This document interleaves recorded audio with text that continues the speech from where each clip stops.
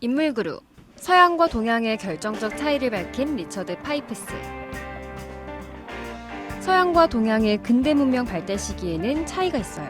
동양에는 없었고 서양에는 있었던 바로 그것 때문인데요. 그것은 과연 뭘까요?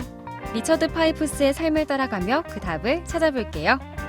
파이프스는 1923년 폴란드의 한 유대인 중산층 가정에서 태어났어요.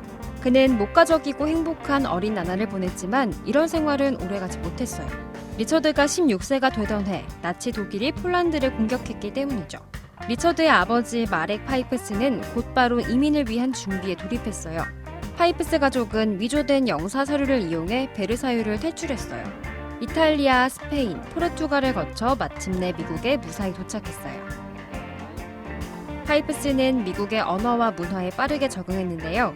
오하이오에 있는 작은 대학에서 본격적으로 미국 생활을 시작하게 되었어요. 파이프스는 1943년에 군사정보관으로 공군에 입대했고 다음 해에는 코넬 대학교에 들어가 공부했어요. 공군에서의 경험으로 그는 러시아어를 숙달했어요. 러시아 문화와 역사는 당시 미국에게 매우 중요했음에도 불구하고 연구가 미진했어요. 파이프스는 이 분야에 일평생 몸담겠다는 다짐을 했죠. 그는 1957년 여생을 보내게 될 하버드 대학교에서 교수직을 얻었어요. 이와 함께 러시아 역사에 대한 연구로 명성을 떨치게 됐어요. 그가 학계의 이름을 알리게 된 건 러시아 혁명의 사상차적 뿌리를 조명한 연구를 발표하면서부터였어요. 러시아 혁명은 권력에 눈이 먼 혁명가들의 쿠데타였고 그 목표도 순전히 권위주의적이었다는 주장으로 이목을 끌었어요. 1960년대 당시 주류 역사학계와 CIA는 소련이 기본적으로 안정적인 정권이라고 보았어요. 이에 맞서 파이프스는 소련 체제가 본질적으로 불안정함을 역설했어요. 그는 팀 B의 수장을 맡았는데 당시 CIA를 견제하기 위해 설립됐던 임시 정보기관이었죠. 이와 함께 파이프스는 NSC에서도 활동하며 레이건 행정부의 강경한 대소련 정책을 수립하는 데 큰 기여를 했어요. 공직을 수행하면서도 파이프스는 학술적 연구를 손에서 놓지 않았고 수많은 연구 업적을 남겼어요. 1999년에 펴낸 소유와 자유에서는 학술 세계의 진면목을 보여줬어요.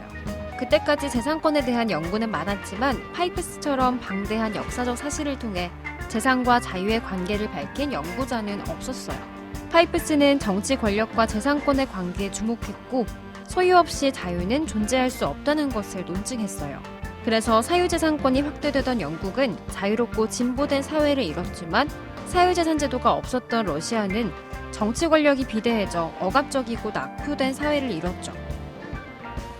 서양에서 재산권이 확립된 건 고대 그리스와 로마에서였고 이런 환경이 민주주의를 가능하게 했어요. 반면 동양은 모든 나라에서 절대 왕정 체제가 보편화되어 있었고 재산권이 확립된 적이 없었어요.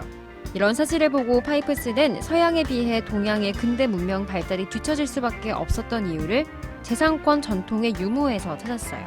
재산권의 부재는 자유의 부재를 의미했어요.